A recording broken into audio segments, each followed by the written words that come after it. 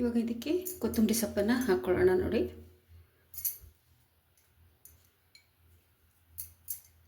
ಸ್ವಲ್ಪ ಜಾಸ್ತಿನೇ ಹಾಕ್ತಾಯಿದ್ದೀನಿ ನಾನು.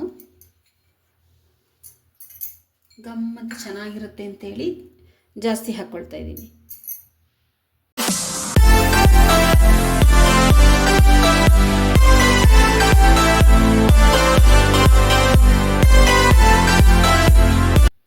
ಎಲ್ಲರಿಗೂ ನಮಸ್ಕಾರ. ಎಲ್ಲರೂ ಹೇಗಿದ್ದೀರಾ? ಎಲ್ಲರೂ ಚೆನ್ನಾಗಿದ್ದೀರಾ ಅಂದ್ಕೊಂಡಿದ್ದೀನಿ. ನಾನು ಕೂಡ ಚೆನ್ನಾಗಿದ್ದೀನಿ. ನೋಡಿ, ಬೆಳಗ್ಗೆ ಪಡ್ಡು ಮಾಡಿದೆ. ಇವಾಗ ನಾನು ಚಪಾತಿಯನ್ನು ಮಾಡಬೇಕು ಅಂದ್ಕೊಂಡಿದ್ದೀನಿ. ಪೂರಿ ಮಾಡೋಣ ಅಂದ್ಕೊಂಡೆ, ಬೇಡ ಚಪಾತಿನೇ ಮಾಡೋಣ ಅಂತ ಕಲಸಿ ರೆಡಿ ಇಟ್ಟಿದ್ದೀನಿ. ಮಧ್ಯಾಹ್ನದ ಊಟಕ್ಕೆ ಇದು. ಅದ್ರ ಜೊತೆಗೆ ನಾನು ಒಂದು ಗ್ರೇವಿ ಮಾಡ್ತಾ ಇದ್ದೀನಿ. ಒಂದು ಅದ್ಭುತವಾದಂತಹ ಗ್ರೇವಿ ಮಾಡ್ತೀನಿ. ನನಗೆ ಇದು ಮಾಡೋದಕ್ಕೆ ಬಹಳ ಇಷ್ಟ, ತುಂಬಾ ಇಷ್ಟ. ಹಸಿ ಕಾಲದಲ್ಲಿ ಯಾವುದು ಅಂದರೆ ಬಟಾಣಿನ ತಗೊಂಡಿದ್ದೀನಿ. ಈಗ ಸುಲ್ಕೊಳ್ಬೇಕು. ಸುಲಿದ್ಬಿಟ್ಟು ತರಕಾರಿನೆಲ್ಲ ಹೆಚ್ಚಿಕೊಂಡು ಮತ್ತೆ ಬಂದು ಸಿಗ್ತೀನಿ ನಾನು ನಿಮಗೆ. ಯಾರೆಲ್ಲ ಹೊಸದಾಗಿ ನನ್ನ ಚಾನಲನ್ನು ನೋಡ್ತಾ ಇದ್ದೀರಾ, ಸಬ್ಸ್ಕ್ರೈಬ್ ಮಾಡ್ಕೊಳ್ಳಿ ನಮ್ಮ ಚಾನಲ್ನ, ಹಾಗೂ ಶೇರ್ ಮಾಡಿ, ಕಮೆಂಟ್ ಮಾಡಿ. ಹೊಸ ರುಚಿಗಳ ಒಂದು ಅಡಿಗೆಗಳನ್ನು ಇದರಲ್ಲಿ ನಾನು ತೋರಿಸ್ತಾ ಇರ್ತೀನಿ.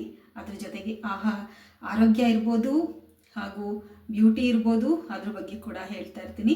ಹಾಗೂ ಸಾಮಾನ್ಯವಾಗಿ ಏನು ವಿಚಾರಗಳಿದೆ ಅದನ್ನು ಕೂಡ ಹೇಳ್ತಾ ಇರ್ತೀನಿ. ಬನ್ನಿ, ಎಲ್ಲರೂ ಲೈಕ್ ಮಾಡಿ ಮತ್ತು ಸಬ್ಸ್ಕ್ರೈಬ್ ಮಾಡ್ಕೊಳ್ಳಿ. ನಾನು ಬಟಾಣಿ ಕಾಳನ್ನು ಸುಲ್ಕೊಂಡು ಬಂದು ನಾನು ಆಮೇಲೆ ಸಿಗ್ತೀನಿ. ನೋಡಿ, ಹಸಿ ಬಟಾಣಿಯನ್ನು ತೊಗೊಂಡಿದ್ದೀನಿ. ಈಗ ಚಳಿ ಇರೋದ್ರಿಂದ ತುಂಬ ಹಸಿ ಬಟಾಣಿ ಸಿಗುತ್ತೆ. ತೊಗೊಂಡು ಬಂದು ಅದನ್ನು ಬಿಡಿಸಿ ಸ್ಟೋರ್ ಕೂಡ ಮಾಡ್ಕೊಳ್ಬೋದು. ತುಂಬಾ ಒಳ್ಳೆಯದು, ತುಂಬ ಎನರ್ಜಿ ಕೊಡುವಂಥದ್ದು. ಪ್ರೋಟೀನು ತುಂಬ ಇರುವಂತಹ ಈ ಒಂದು ಬಟಾಣಿ ಕಾಳನ್ನು ತುಂಬ ಬಳಸಿ. ನೋಡಿ, ಇಷ್ಟು ನಾನು ಬಿಡಿಸಿ ಇಟ್ಕೊಂಡಿದ್ದೀನಿ. ನೋಡಿ, ಬರೀ ಬಟಾಣಿ ಕಾಳನ್ನು ಹಾಕ್ತಾ ಇಲ್ಲ. ಇವತ್ತು ನಾನು ಏನು ಮಾಡ್ತಾ ಇದ್ದೀನಿ ಅಂತಂದರೆ ಅದ್ರ ಜೊತೆಗೆ ಸ್ವಲ್ಪ ತರಕಾರಿಗಳನ್ನು ಕೂಡ ಹಾಕ್ಕೊಳ್ತಾ ಇದ್ದೀನಿ. ನೋಡಿ, ಕ್ಯಾರೆಟು, ಬೀನಿಸು, ನಿಮಗೆ ಗೆಡ್ಡೆಕೋಸು ಬೇಕಾದರೂ ಹಾಕ್ಕೊಳ್ಬೋದು, ಆದರೆ ಕಾಳನ್ನ ಜಾಸ್ತಿ ಹಾಕ್ಕೋಬೇಕು. ನೋಡಿ, ದಪ್ಪ ಮೆಣಸಿನ್ಕಾಯಿ ಕೂಡ ಹೆಚ್ಚಿಟ್ಕೊಂಡಿದ್ದೀನಿ. ಈ ಥರ ಮಾಡಿ ಚಪಾತಿ ಕೊಟ್ಟಾಗ ಏನಾಗುತ್ತೆ ಅಂದರೆ ಮಕ್ಕಳು ತಿಂದ್ಬಿಡ್ತಾರೆ, ಗೊತ್ತಾಗಲ್ಲ ಚಪಾತಿ ಒಳಗಡೆ. ಇಲ್ಲ ಅಂತಂದರೆ ತರಕಾರಿಗಳನ್ನೆಲ್ಲ ತೆಗೆದಿಡ್ತಾರೆ. ಅದಕ್ಕೆ ಈ ರೀತಿ ಎಲ್ಲ ಒಂದು ಪ್ಲ್ಯಾನನ್ನು ಮಾಡಬೇಕು. ನೋಡಿ, ಇವಾಗ ಕಾಳನ್ನು ಸುಲ್ಕೊಂಡಲ್ಲ,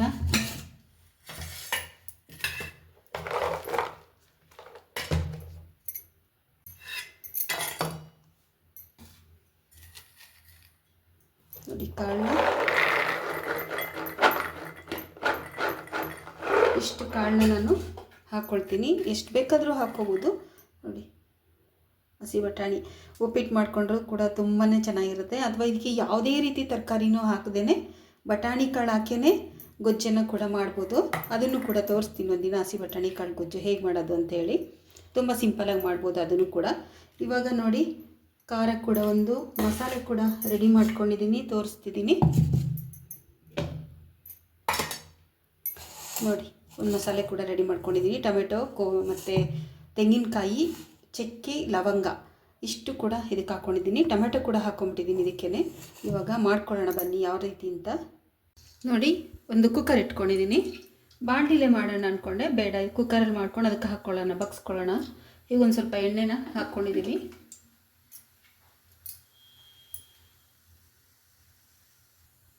ಇವಾಗ ಸಾಸಿವೆ ಹಾಕ್ಕೊಳ್ತಾ ಇದ್ದೀನಿ. ರುಬ್ಬಕ್ಕೂ ಕೂಡ ಹಾಕ್ಕೊಂಡಿದ್ದೆ ಸೋಂಪನ್ನು.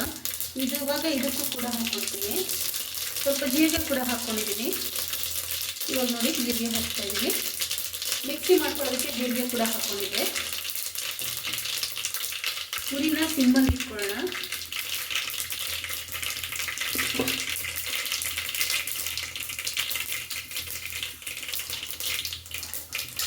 ನೋಡಿ, ಯಾವುದೇ ಕಾಳಾಗಲಿ ತೊಳೆದ್ಬಿಟ್ಟೆ ಹಾಕಬೇಕು. ಈಗ ನಾನು ಕಾಳನ್ನು ಹಾಕ್ಕೊಳ್ತಾ ಇದ್ದೀನಿ.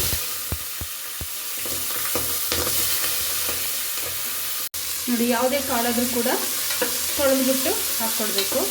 ಮೊದಲೇ ನಾನು ಕಾಳನ್ನು ಹಾಕ್ಕೊಂಡಿದ್ದೀನಿ, ಯಾಕಂದರೆ ಒಗ್ಗರಣೆಯಲ್ಲಿ ಚೆನ್ನಾಗಿ ಮಗ್ಬೇಕಿದು, ಆವಾಗ ತುಂಬ ಟೇಸ್ಟ್ ಆಗಿರುತ್ತೆ.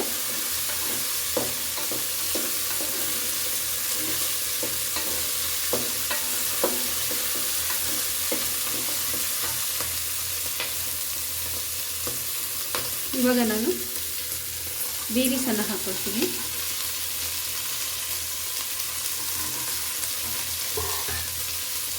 ಕ್ಯಾರೆಟ್ ಹಾಕ್ಕೊಳ್ತೀನಿ.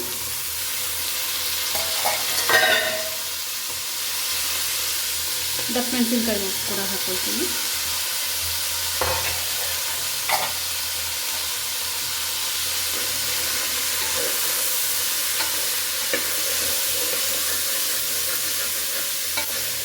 ಕಾಳು ಅಷ್ಟು ಚೆನ್ನಾಗಿರುತ್ತೆ ತರಕಾರಿ ಒಳಗಡೆ. ಚಪಾತಿಗೆ, ಪೂರಿಗೆ ಅಷ್ಟೇ ಅಲ್ಲ, ಇದಕ್ಕೆ ರುಮಾಲಿ ರೊಟ್ಟಿ ಮಾಡಿದ್ರೂ ಕೂಡ ಚೆನ್ನಾಗಿರುತ್ತೆ. ನೋಡೋಣ, ಗ್ರೇವಿ ಎಲ್ಲ ಆದಮೇಲೆ ರುಮಾಲಿ ರೊಟ್ಟಿ ಕೂಡ ಮಾಡೋಣ ಅಂತ ಇದ್ದೀನಿ. ಮಾಡಿದರೆ ಅದೇ ಸಪ್ರೇಟ್ ವಿಡಿಯೋ ಹಾಕ್ತೀನಿ. ರುಮಾಲಿ ರೊಟ್ಟಿದು ತುಂಬ ಕೆಲಸ ಹಿಡಿಯುತ್ತೆ ಅದು.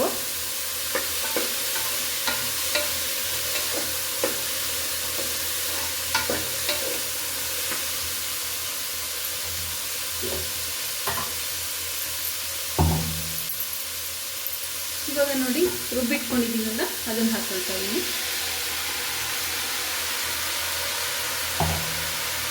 ನಾನು ಸುಮಾರು ಸಲ ತೋರಿಸಿದ್ದೀನಿ ಮಸಾಲೆನ ಹೇಗೆ ಮಾಡ್ಕೊಳ್ಳೋದು ಅಂತ, ಅದಕ್ಕೆ ಇವತ್ತೇನು ಅದು ವಿಡಿಯೋ ಮಾಡ್ಕೊಂಡಿಲ್ಲ.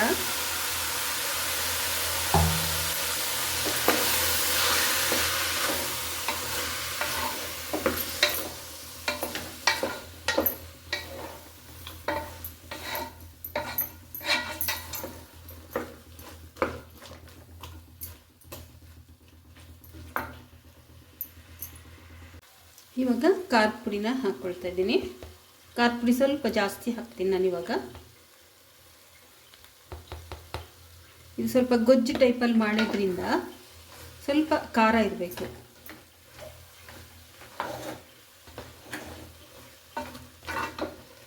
ನೋಡಿ, ಇನ್ನೊಂದು ನಾನು ನೀರು ಹಾಕಿಲ್ಲ.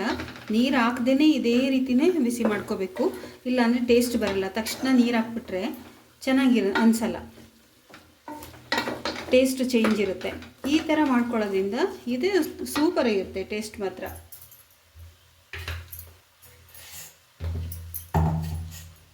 ಇವಾಗ ನೋಡಿ, ಜಾರು ಕೂಡ ತೊಳೆದು ಇಟ್ಕೊಂಡಿದ್ದೀನಿ, ಅದನ್ನು ಕೂಡ ಹಾಕ್ಕೊಳ್ತೀನಿ.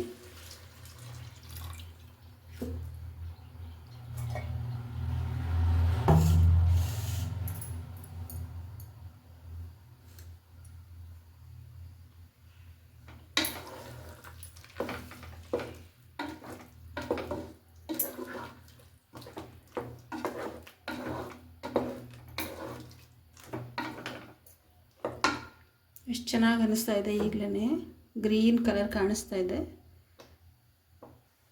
ನೋಡಿ. ಉಪ್ಪು ಕೂಡ ಹಾಕ್ಕೊಳ್ತೀನಿ, ಇಷ್ಟು ಸಾಕಾಗುತ್ತೆ.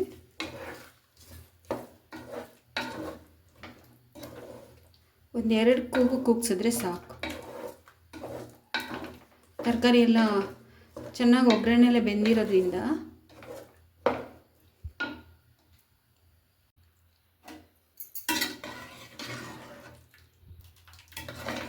ನೋಡಿ ಇನ್ನೂ ಗಟ್ಟಿಯಾಗುತ್ತೆ.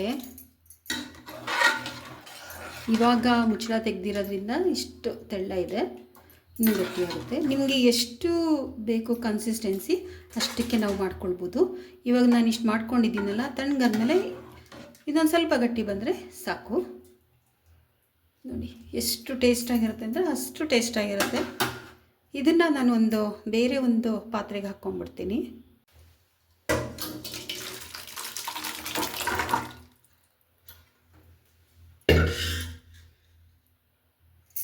ಇವಾಗ ಇದಕ್ಕೆ ಕೊತ್ತಂಬರಿ ಸೊಪ್ಪನ್ನು ಹಾಕ್ಕೊಳ್ಳೋಣ. ನೋಡಿ,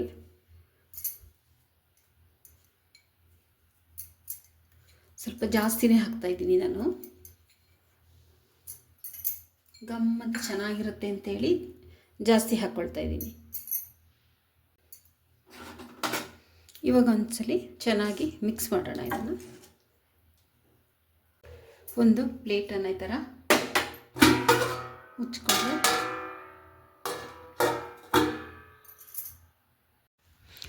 ನೋಡಿ, ಚಪಾತಿ ಕೂಡ ಮಾಡ್ಕೊಳ್ತಾ ಇದ್ದೀನಿ. ಚಪಾತಿಯನ್ನು ಬಹಳಷ್ಟು ಸಲ ತೋರಿಸಿದ್ದೀನಿ.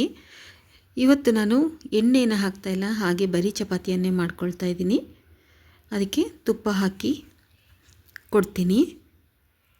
ಚಪಾತಿನ ಈ ಥರ ಬೇಯಿಸ್ಕೊಂಡು ತುಪ್ಪ ಹಾಕಿ 2 ಚಪಾತಿಗಳನ್ನು ಸೇರಿಸಿ 2 ಕಡೆಯೂ ಸಮನಾಗಿ ತುಪ್ಪನ ಹರಡಬೇಕು, ಆ ರೀತಿ ಮಾಡಿಕೊಳ್ಬೇಕು.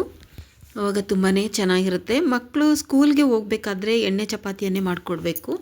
ಮನೇಲಿ ತಿನ್ನಬೇಕಾದ್ರೆ ಮಾತ್ರ ಈ ರೀತಿ ಮಾಡಿಕೊಡ್ತೀನಿ. ಈ ಥರ ಮಾಡಿ ಬಾಕ್ಸ್ಗೆ ಹಾಕೋದಿಲ್ಲ. ಬಾಕ್ಸ್ಗೆ ಹಾಕಿದ್ರೆ ಅದು ಗಟ್ಟಿಯಾಗ್ಬಿಡುತ್ತೆ. ಅಲ್ಲಿ ಮಾಡಿ ಅಲ್ಲಿ ತಿನ್ನೋದಕ್ಕೆ ಚೆನ್ನಾಗಿರುತ್ತೆ.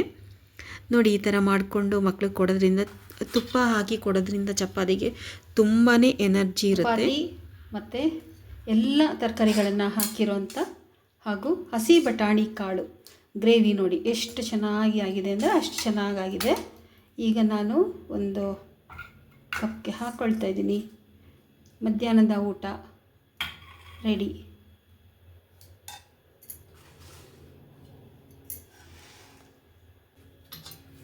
ತುಂಬ ತುಂಬ ತುಂಬ ಚೆನ್ನಾಗಿರುತ್ತೆ ಅಂದರೆ ಅಷ್ಟು ಚೆನ್ನಾಗಿರುತ್ತೆ. ಎಷ್ಟು ಚೆನ್ನಾಗಿದೆ ಅಂದರೆ ಅಷ್ಟು ಚೆನ್ನಾಗಿದೆ. ಹಸಿ ಬಟಾಣಿ ತುಂಬ ಸಿಗ್ತಾಯಿದೆ ಇವಾಗ.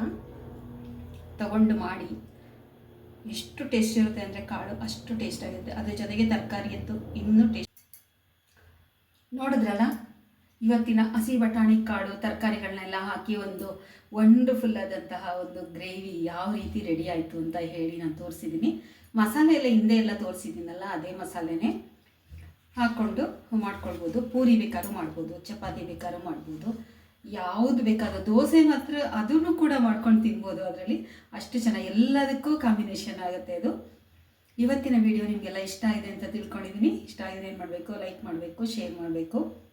ಹಸಿ ಬಟಾಣಿ ಕಾಳು ತುಂಬ ಚೆನ್ನಾಗಿದೆ, ಅಷ್ಟೆಲ್ಲ ಆರೋಗ್ಯಕ್ಕೆ ತುಂಬ ಒಳ್ಳೆಯದು, ಶಕ್ತಿಯನ್ನು ಕೊಡುತ್ತೆ. ಅದು ತುಂಬ ಪ್ರೋಟೀನ್ ಜಾಸ್ತಿ ಇರೋದ್ರಿಂದ ಹಸಿ ಬಟಾಣಿ ಕಾಳನ್ನಾಗಲಿ ಒಣ ಬಟಾಣಿ ಕಾಳಾಗಲಿ ಬಳಸೋದು ಒಳ್ಳೆಯದು.